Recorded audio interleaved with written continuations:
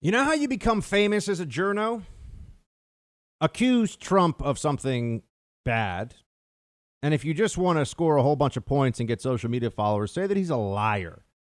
Say in the West Wing of the White House that the President of the United States is a liar. Play clip 18.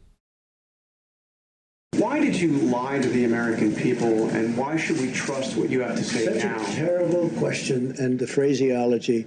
I didn't lie. What I said is we have to be calm. We can't be panicked. I knew that the tapes were, these were a series of phone calls that we had, mostly phone calls. And Bob Woodward is somebody that I respect just from hearing the name for many, many years.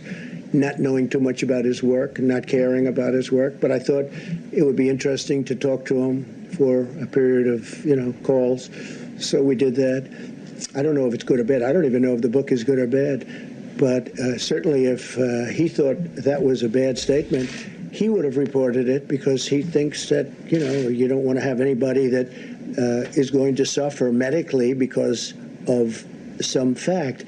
And he didn't report it because he didn't think it was bad. Nobody thought it was bad. Wait a minute. And your question, the way you phrase that is such a disgrace. It's a disgrace to ABC television network. It's a disgrace to your employer. Yep, it is. I pointed out that Obama lied to the entire American people. I mean, really lied. If you like your health care plan, you can keep it. He lied to get something passed through the Congress that he wouldn't have been able to otherwise. He knew it was a lie when he said it. He repeated it tons of times. It affected a lot of people. Cause and effect.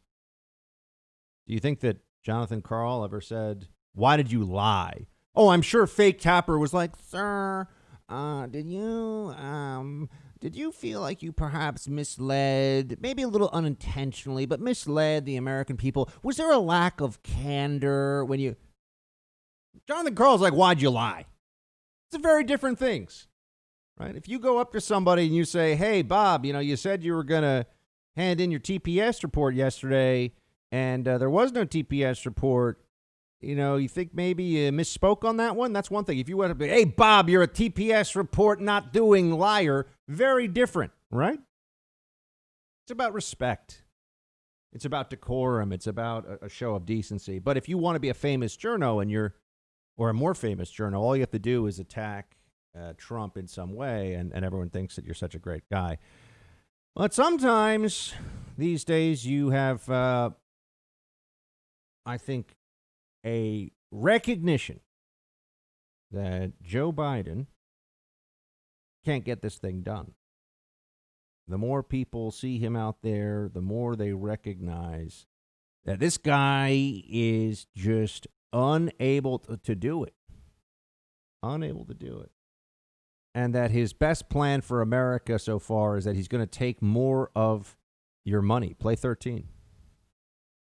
What I'm talking about is no one making under $400,000 a year will pay a single increase in taxes. I have a list here of the taxes we're going to change to make sure that everybody pays their fair share. You realize there's 19 of the Fortune 500 companies don't pay a single penny in tax, not one single penny in taxes.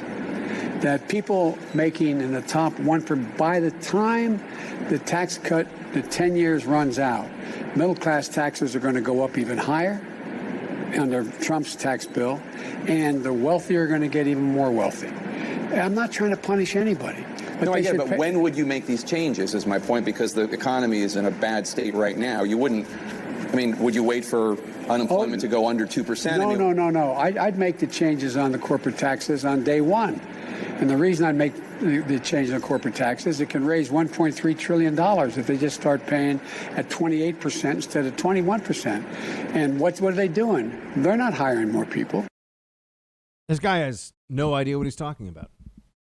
Not very smart, never has been very smart, not very successful, other than just in getting elected a senator from Delaware. No offense to any of our beloved Delaware listeners, but it is like, becoming the mayor of Schenectady. It's not that big a deal to be a senator from a state of the size and political importance. Again, beautiful beaches. I like Delaware, but it's a different deal when you're talking about whether we're supposed to be impressed by Joe Biden's political career there. But Trump understands that there's a weakness here. Trump understands that the libs, they're just the weekend at Bernie's candidacy has some cracks in it. There are some problems. Play 17.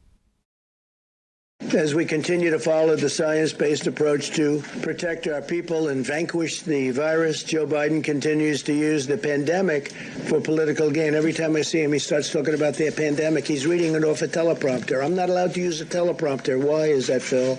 They ask questions and he starts reading the teleprompter. He says, move the teleprompter a little bit closer, please. I don't know. I think if I did that, I'd be in big trouble. I think that would be the story of the year.